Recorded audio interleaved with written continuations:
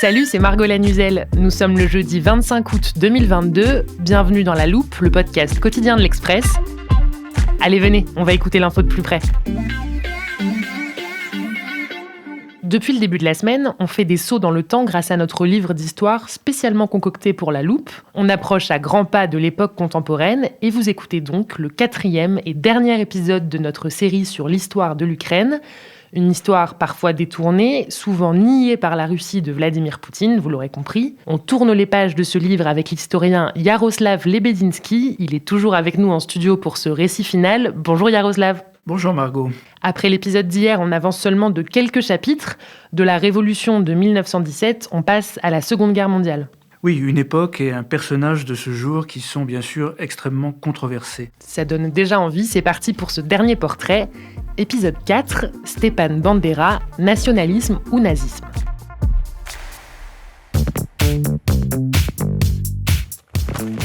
On ouvre donc une dernière fois notre livre. On va d'abord expliquer qui est Stepan Bandera et vous commencez à me connaître. Je vous laisse nous le décrire pour commencer. Sur la photo de notre livre virtuel, c'est un homme jeune, en costume, les cheveux très courts, l'air sérieux et le regard extrêmement intense. Pas d'uniforme, comme d'autres personnages que nous avons vus précédemment. Il n'a jamais été militaire. C'est un politique. Et quel est son parcours ? Stepan Bandera est né en Galicie en 1909. La province était alors autrichienne. Oui, je me souviens très bien de notre premier épisode. Vous nous aviez situé la Galicie sur une carte. Donc, je rappelle pour nos auditeurs, c'est dans l'ouest de l'actuelle Ukraine. Exactement. Son père est membre du clergé gréco-catholique, ce qui représente en fait le vivier d'intellectuels patriotes de la Galicie. Le jeune Stepan grandit, il a fait des études d'agronomie à l'université de Lviv. Et très tôt, dès sa création en 1929, il adhère à l'Organisation des nationalistes ukrainiens. L'OUN, en abrégé, c'est un mouvement clandestin, radical, violent, qui milite pour la création d'un État indépendant ukrainien, unissant les territoires qui sont alors partagés entre l'Ukraine soviétique, la Pologne, la Tchécoslovaquie et la Roumanie. Et cette organisation professe un nationalisme extrême, influencé par les modèles autoritaires, on pourrait dire fascistoïdes, qui sont alors populaires dans différents pays d'Europe. Elle développe une action terroriste contre la domination polonaise. Et Stepan Bandera est très actif dans ce mouvement ? Il est tellement actif qu'il est impliqué en 1934 dans l'assassinat du ministre polonais de l'Intérieur, le général Piłacki. Il est condamné à mort en 1936, mais sa peine est commuée en détention à perpétuité. Et en fait, il n'est relâché qu'au moment de l'offensive allemande en septembre 1939. Un an plus tôt, en 1938, le chef de l'Organisation des nationalistes ukrainiens, son fondateur, a été assassiné par un agent soviétique. Et Bandera, dès sa libération, entre en conflit avec son successeur qui s'appelle Melnik. C'est un conflit de personnes, c'est aussi un conflit de génération et de tactique. Et il aboutit en février 1940 à la scission de l'organisation en deux branches, l'une que l'on pourrait appeler le canal historique, fidèle à Melnik, et l'autre révolutionnaire ou bandériste. Et quelle est la position de l'OUN et de Stepan Bandera au début de la Seconde Guerre mondiale ? Avant et surtout après la destruction de la Pologne en 1939, Bandera, comme Melnik, comme beaucoup d'autres nationalistes ukrainiens, voit dans le Troisième Reich un allié possible. Et je souligne qu'il ne s'agit pas de servir l'Allemagne ou d'adhérer à l'idéologie nationale-socialiste, il s'agit de s'en servir pour restaurer l'indépendance ukrainienne, qui est la seule préoccupation de Bandera et des bandéristes. Mais Stepan Bandera collabore avec les Allemands. On ne peut pas le dire de cette façon. C'est plus complexe et c'est parce que c'est complexe que la Russie aujourd'hui parvient à manipuler l'image de Bandera contre l'Ukraine.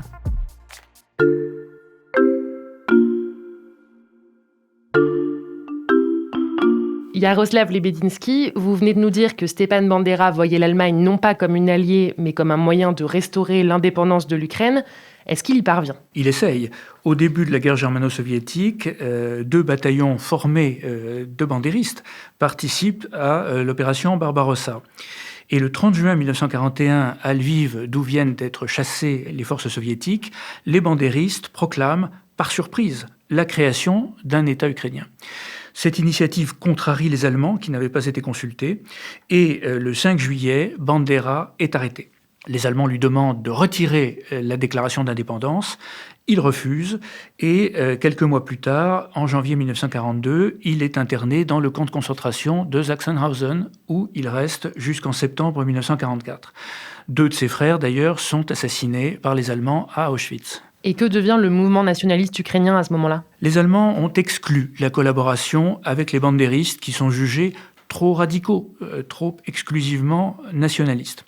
À partir de 1943, il existe en Ukraine une armée insurrectionnelle ukrainienne, ce que l'on appelle l'UPA, qui est dominée par les bandéristes, qui défend donc le programme bandériste, et cette armée lutte aussi bien contre les Allemands, qui entament à ce moment-là leur retraite, que contre les Soviétiques qui reviennent, et contre les Polonais en Ukraine occidentale. Donc si je reviens à ce qu'on disait tout à l'heure, Bandera est arrêté, interné et exclu par les Allemands. On ne peut pas vraiment dire qu'il collabore. Non, il refuse obstinément de collaborer avec l'Allemagne tant que l'Allemagne n'admet pas l'existence d'un État ukrainien, ce qui ne s'est pas fait.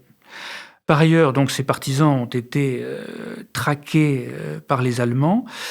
On leur reproche d'avoir participé à des massacres de Juifs. La question fait l'objet d'un débat entre historiens qui serait beaucoup trop long à développer.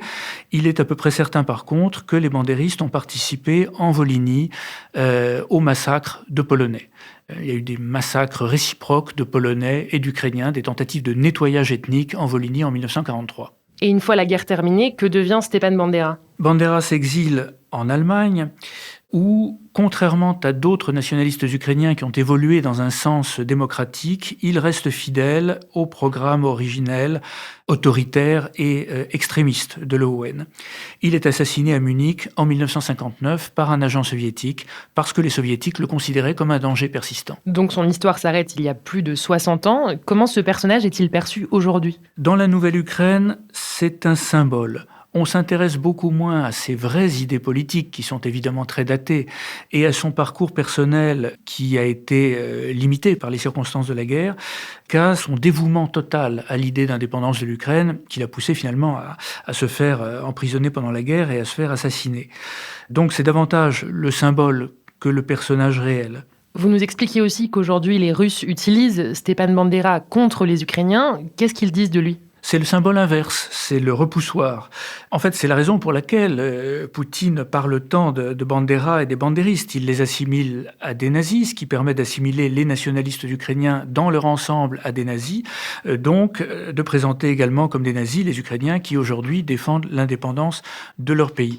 Je veux quand même rappeler que dans la réalité, le potentiel électoral actuel des nationalistes ukrainiens, toutes tendances confondues, je ne parle pas uniquement de fanatiques, est de 2 à 3%.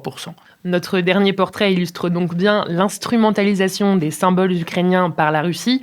Merci beaucoup Yaroslav Lebedinsky pour ces 4 récits passionnants. Merci de votre accueil. Je rappelle que vous êtes historien, enseignant à l'INALCO et spécialiste de l'Ukraine. On peut retrouver vos 4 portraits dans le numéro de l'Express de cette semaine, une édition spéciale consacrée entièrement à l'Ukraine.